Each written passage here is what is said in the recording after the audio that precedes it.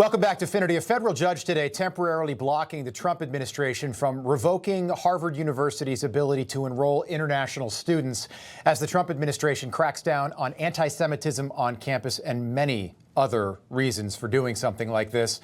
Joining us now for more is White House Deputy Chief of Staff Stephen Miller. Stephen, thanks so much for being here. My pleasure. Thank you. What is the Trump administration planning to do to deal with the judicial tyranny that's paralyzing the Trump administration right now? Well, that's the right word to use, of course. Tyranny. Judicial tyranny. This is a judicial coup by communist Marxist judges against the laws, Constitution, and democracy of the United States.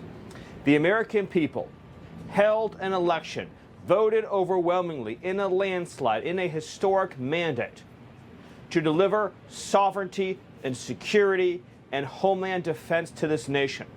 We also have a toxic stew of extreme anti-Semitism, anti-Americanism, Marxism, and communism on our college campuses, aided and abetted by foreign nationals imported into this country, spreading American hate on our soil, on our college campuses. And now, in a matter of hours, literally a lawsuit is filed, and hours later, a communist district court judge says that foreign nationals living in foreign countries have a constitutional right to study in America, that we have to let communists from foreign nations into our country to poison our campuses with Marxist ideas, anti-Semitic ideas, anti-American ideas, Jew hatred. That's a constitutional right now? Right. This is madness. Is this limited to Harvard? We have a duty to keep this nation safe.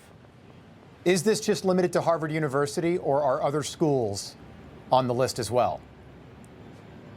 Well, by implication, if you get this ruling, this relief for Harvard, that means any university that tolerates extremism, anti-Semitism, anti-American, and these other poisonous ideologies would have the same right to bring foreigners to their campuses to participate in these activities. Immigration to this country is a privilege. We have the absolute right as a nation and as a people to deny the entry to anyone seeking to enter this country in order to protect the foreign policy, the national security, but also the well-being and domestic tranquility of this country. We don't need to be importing these toxic, radical, poisonous ideologies into our country. We need zero anti-American immigration. We need zero foreigners coming to this country who don't love America, who don't love our founders, who don't love our Constitution, who don't love our people, who don't love our society.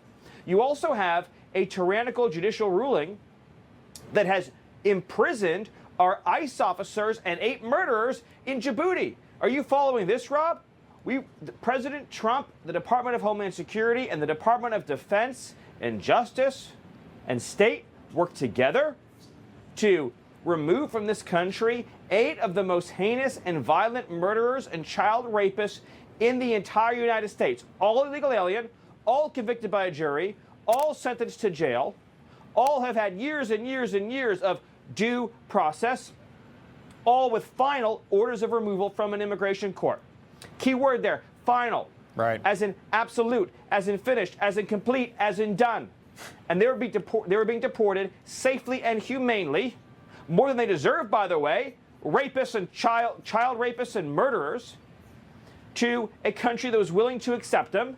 And a local judge in Boston ordered the flight grounded and has now trapped ICE officers in Djibouti with these savage monsters, having to guard and protect them 24/7 in a location with no appropriate facilities, no detention space, no detention beds, nothing, putting their lives in line. They have to watch them 24/7.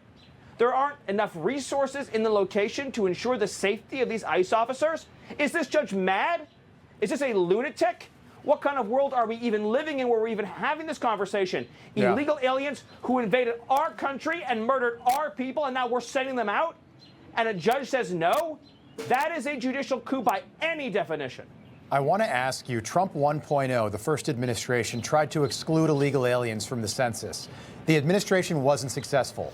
Will you try to exclude all of these illegal aliens that have come into this country over the last 4 years from the 2030 census that this current administration will control and operate?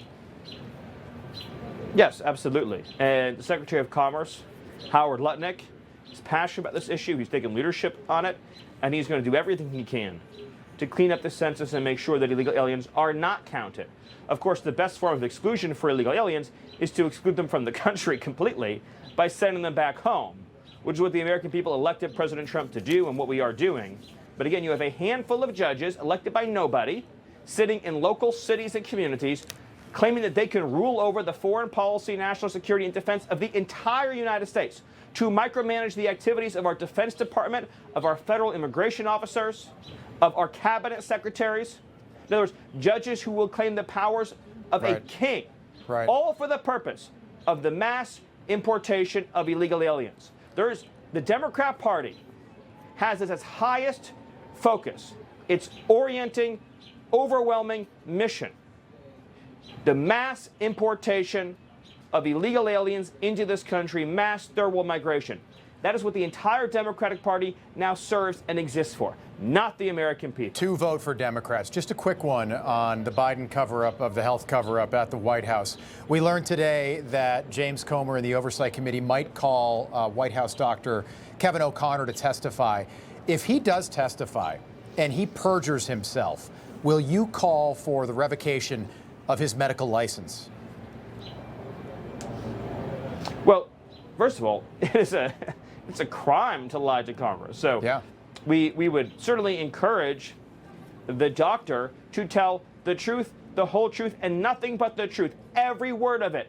What did you know? When did you know it? What did you hide? What did you conceal? Who else helped you hide it? Who else helped you conceal it?